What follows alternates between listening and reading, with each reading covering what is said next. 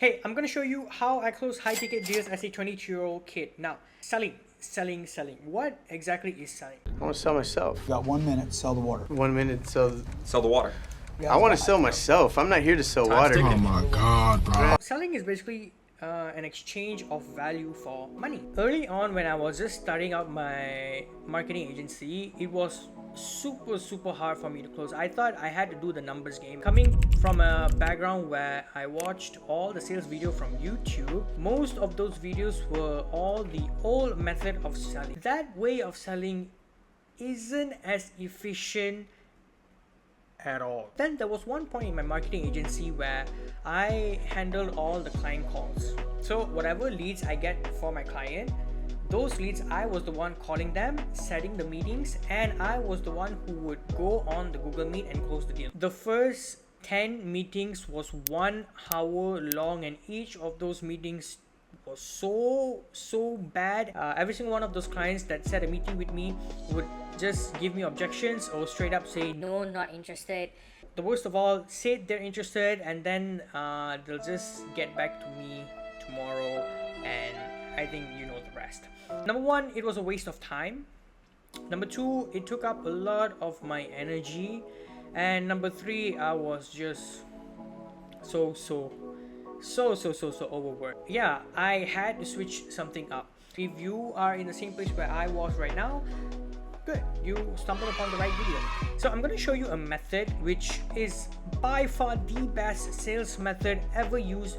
You can not only close your deals quickly, you can also close those deals without spending an hour plus on each meeting. So yeah, I'm going to show you a method called the NEPQ method. Now, before I show you what the NEPQ method is, I'm going to give you a graphical representation of what selling actually is. Right? Okay, I got my glove on, I got my pen. Let's go into my Miro board. Selling is just change. Selling is change. And now, the reason why people hate you selling to them is because people hate to change. Nobody likes to change. If you're selling a supplement product, or maybe if you're selling a personal coaching program, you are helping fat people go to fit. Okay? And that change is so big. You know, you're losing a lot of weight, you're putting in a lot of work. Yes, people desire to be fit, but the change that they need to go through, the effort and sacrifice that they need to put in order for them to get fit is so large, and they are afraid of change. If, let's say, you're selling a high ticket program, you know, a 3K program, $3,000 program, your client has to take out $3,000 from their account and give it to you. Now, that is change. They are losing $3,000 from their bank account, and that change is scary. Everyone hates change. Change makes people feel uncomfortable, restless, and most importantly, change makes them feel afraid. If you can find a way to make them not feel uncomfortable, not feel restless, and not afraid to change, they will buy your product or service. Okay, so that's basically what selling is. Okay, so now the sales method that I'm using is called NEPQ. So let me write that down. NEPQ. It stands for Neuro Emotional Persuasion.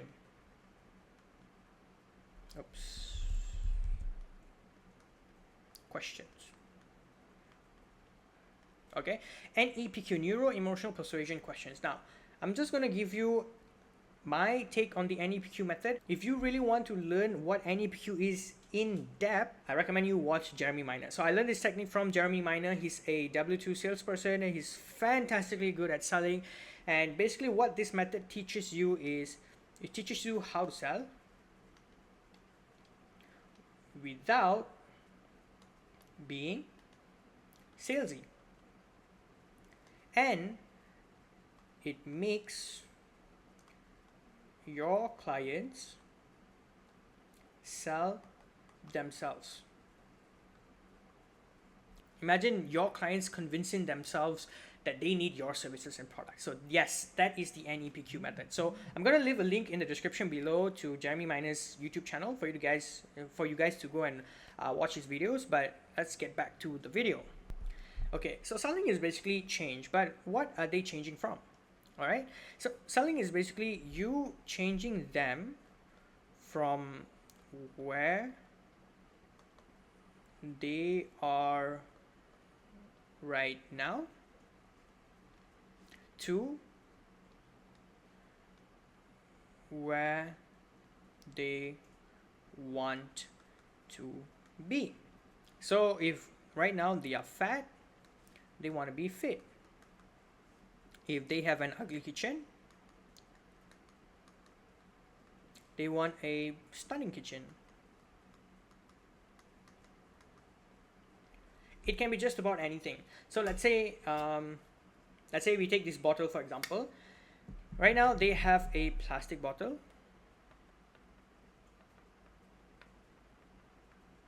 Your standard plastic bottle. Where they want to be is they want to have a bottle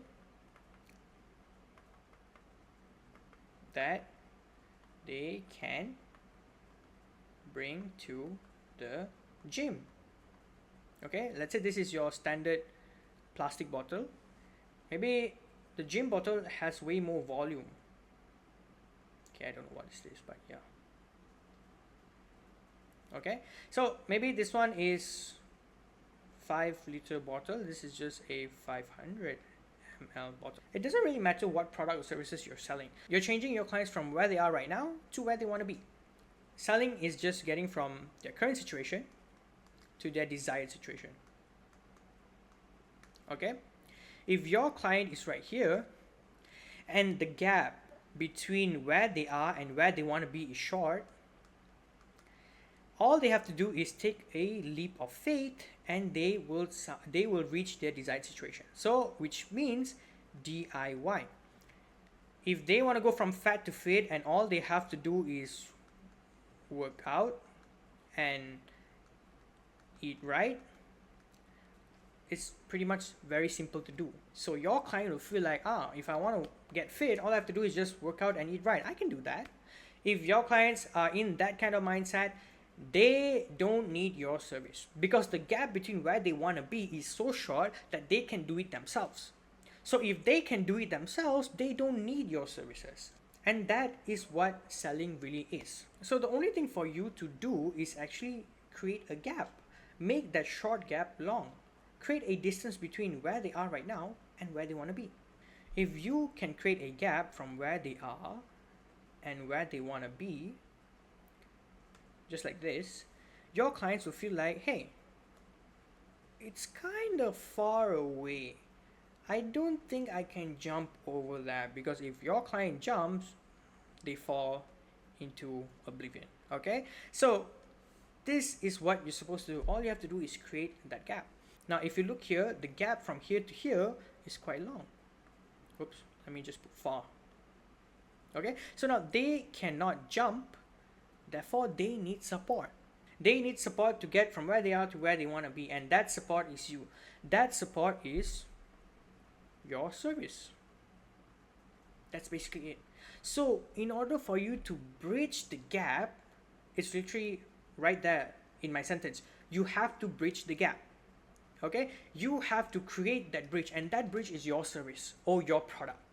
If that is your service, the beams under the bridge are all the deliverables in your service.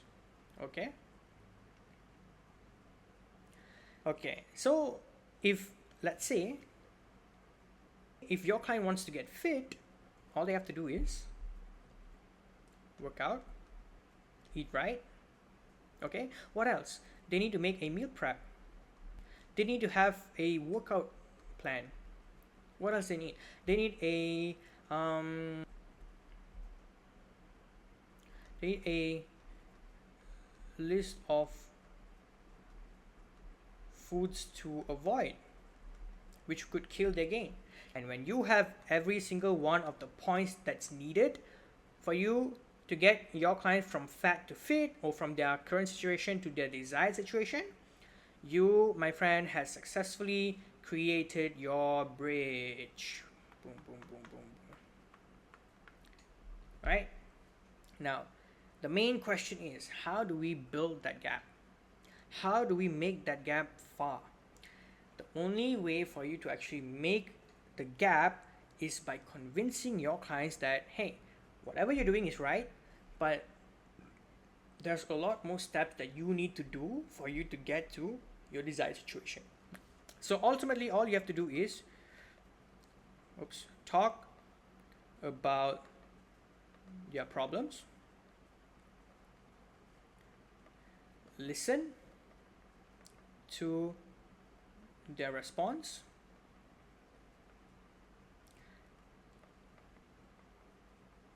talk about more of their problems, and number 4, repeat. That's literally it. The more you talk about their problems, the harder they would feel it is to get to the desired situation. Therefore, they are mentally creating that gap in their head. Talk about their problems. Now, when I say talk about their problems, don't feed them information. Instead, ask them questions. Let them tell you your problems. So, the best way to do it is by NEPQ. Okay, neuro emotional persuasion questions. Ask questions so they open up to you, and then they themselves will tell you all their internal desires, all the internal problems, what they're facing, what they're going through, and you have a list of their problems to which you can then give your solution, saying, hey, your problem number 1, I have a solution number 1. Your problem number 2, I have a solution for your problem number 2. Your problem number 3, I also have a solution for number 3. Therefore, you are showing your clients that you have what it takes to build that bridge. So that's basically what selling is, and this is a visual representation of what selling is and how it actually feels like. This is the same thing that I teach my clients as well, and this is how I understand what selling is. So this is a sales script that I did for a client of mine, and she uses this script when she meets the clients in person. Okay, so I want you to take note of 3 different things. Now, number 1 is the pace, the speed of every sentence that I say. Number 2, I want you to take note of the tonality, my tone when I'm saying each sentence. And number 3, I want you to take note of how I say it, how I structure my sentences. So let's go into introduction. Now, the intro is pretty much simple. It's just good morning, how are you, how's it going, thanks for having me, all your standard introduction stuff. When I meet clients in person, my go-to introduction is, I'm sorry for being a bit late. I got stuck in a little bit of traffic. Okay, that's my go-to sentence. Make sure you are genuine. Okay, when you're giving your introduction, make sure you smile. You don't have to fake this. Just your normal introduction. Okay, section number 2 is setting the frame. Section number 2 is setting the frame. So setting the frame is basically you telling them why you're here, what you're doing, and making sure they know that if they are okay with us, they can move forward. So basically your client will feel at ease, and your client will be more likely to open up to you. Okay, so I'm going to read this section right here, and I want you to take note of the 3 points that I told you earlier: the tonality, the pace, and also how I say these sentences.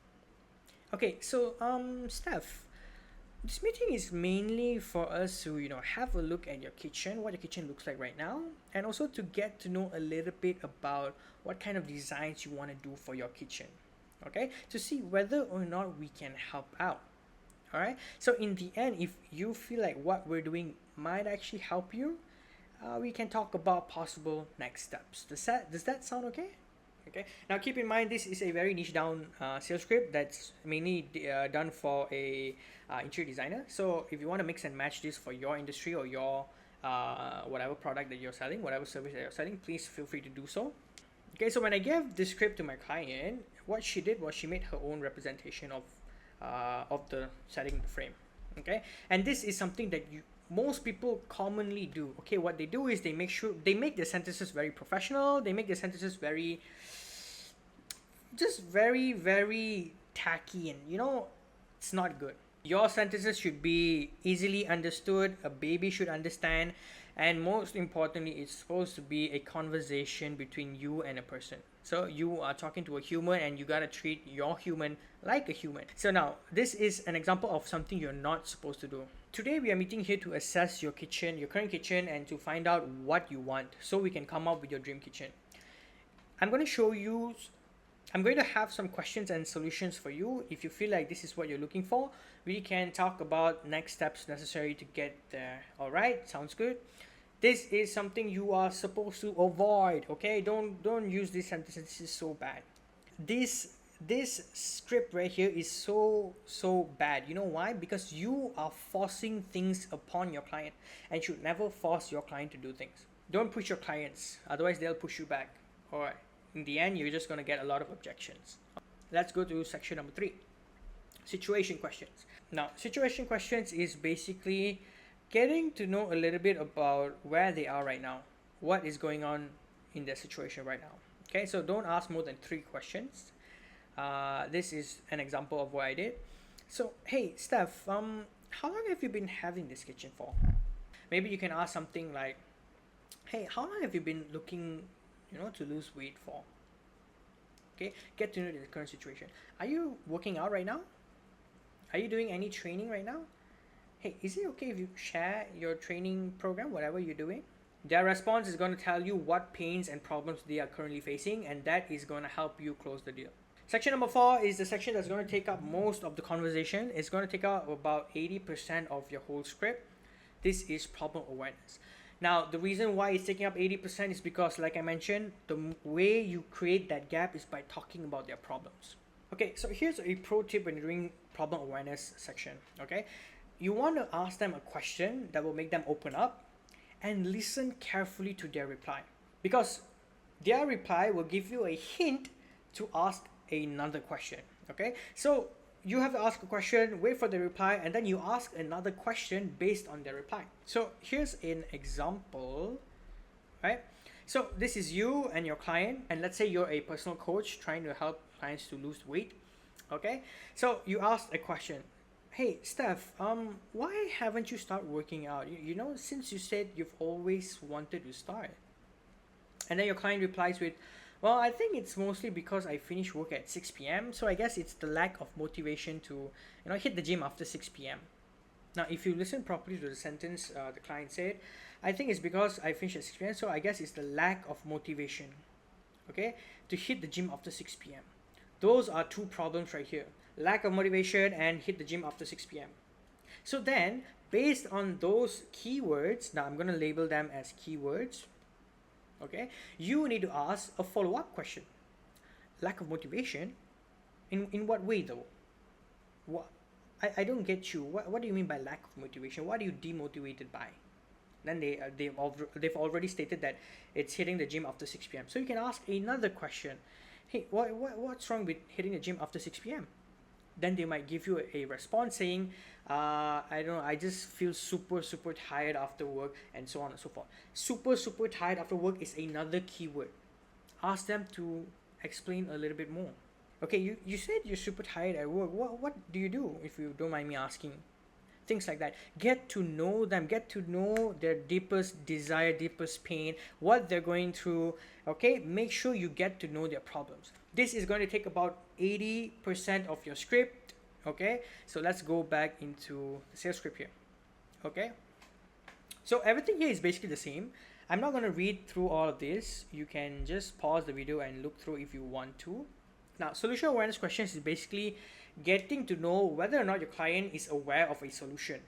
And if they are aware, why haven't they, tried the solution to solve their problem? What's stopping them from trying a solution? What's stopping them from solving their problem? Hey, Steph, have you tried finding any other interior designers before, to renovate your kitchen, to remodel your kitchen? Section 6 is consequence question. It's basically asking them whether they're aware of a consequence, or whether there is a consequence if they do not take action. Hey, Steph, what if you don't find the right training program for your, weight loss journey? How would that affect you? In what way though? Section 7 is qualifying questions. So this is the section that's basically asking them whether if we were to make their dream desired outcome a reality, how would that make them feel?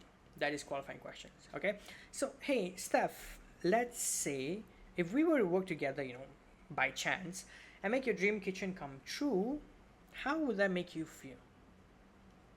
Okay, ask one question, that's it. Section 8 is the most important part of your sales script. Okay, because section 8 is where you stack up whatever problem they mentioned, and you're giving solution to each of those problems. Okay, so I'm going to give you another representation of what section 8 looks like. Section 8 is transitional question. Transitional questions is basically you stacking up one problem and then giving them solution number 1, stacking up problem number 2 and then giving them solution number 2. That's basically it. This is what transitional questions look like. It's pretty much it. When you stack up problem solution, the way I presented right here, your client will easily understand that you are the solution. Whatever service you are providing is solving each and every one of their inner problems, and emotionally and logically they will feel like you are the right solution. That is basically, this is one of the most genius techniques I've ever done. I learned this from the NEPQ sales method. Okay, Jeremy Miner, thank you so much for all this. Mentally, your clients will feel like, wow, this guy literally has all the solutions to my problems. Okay, this is how you do transitional questions. Okay, Steph, so based on what you told me, what we're doing might actually work for you. Because remember when you said that your budget was a bit tight, and because of that it's making you feel a little bit frustrated. No, when you're putting an emotion here, a bad feeling here, you want to make sure that you put a little bit. Okay, the psychology behind that is when you say a little bit, your clients will feel like, no, I'm not feeling a little bit stressed, I'm not feeling a little bit frustrated, it's actually pretty frustrating for me, it's a lot. Okay, but instead if you use it's making you feel a lot of stress, it's making you feel very stressful or very frustrated, your clients will be like, I wouldn't say it's that stressful, it's stressful but it's not that stressful. Okay, so make sure you put a little bit behind the emotion. Okay, for the first section right here, okay, I'm just gonna go on. For the first section right here, it's emotion. Okay, problem 1 and then emotion. Okay, problem number 2, consequence number 2, and then solution. So it's problem 3, solution 3, but you also have consequence here. All right, consequence is very important. I just didn't put it in the Miro board here just to make it very simplified.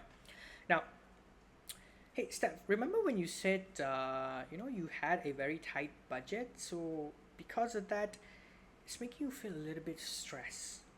Well, what we can do is we'll get you cabinets directly from our factory. So it's handmade directly from our factory and we'll give you the best prices in the market, actually the lowest price in the market. Is this something that you might be looking for? When your client says yes, go to problem number 2. Hey Steph, I think you also mentioned that you're having a hard time hitting the gym after 6 p.m. and because of that you're feeling really demotivated. So what we can do here is we'll actually give you a workout routine, a workout plan, and also a meal prep that you can take during your lunch. So when you come back from work, you'll actually feel fully energized and motivated to hit the gym right after 6 p.m. Is this something that you might be looking for? We're stacking out a problem, we're telling the consequence, and then we're giving a solution to that exact problem. Okay, do the same thing for every single problem that your client mentioned. And when you do that, logically and emotionally, your client will be like, oh wow, you are the solution. You are God's grace. You are the solution to my problems. Section number 9 is basically closing. Closing is basically pretty straightforward. It's basically making them take the next step. So section 9 is taking the next step. For this, you can just say, all right, so the logical thing for us to do right now is to move forward with our program. Is this something that you're okay with doing? They'll say yes. Okay, so our program is $8,000, but if you take it up today, we'll actually give you half the price, and you don't have to pay everything up front. Okay, you just have to pay a $1,000 deposit and blah blah blah blah blah. If you're trying to set a meeting, okay, so the logical thing for us to do now is to set a second meeting where we'll explain this, that. Okay, whatever you have to do next, that is what you should tell at the end. Okay, and once you're done with this section, all there is left to do is answer your client's concerns. If you did the script right, your clients won't have any concerns. If at best they might have 1 or 2, all right, so they won't have any objections and you can just move forward with the sale. Okay, so if you enjoyed this video, please leave a like and also comment down in the comment section below, and also don't forget to subscribe to my channel. So I'll see you in the next video.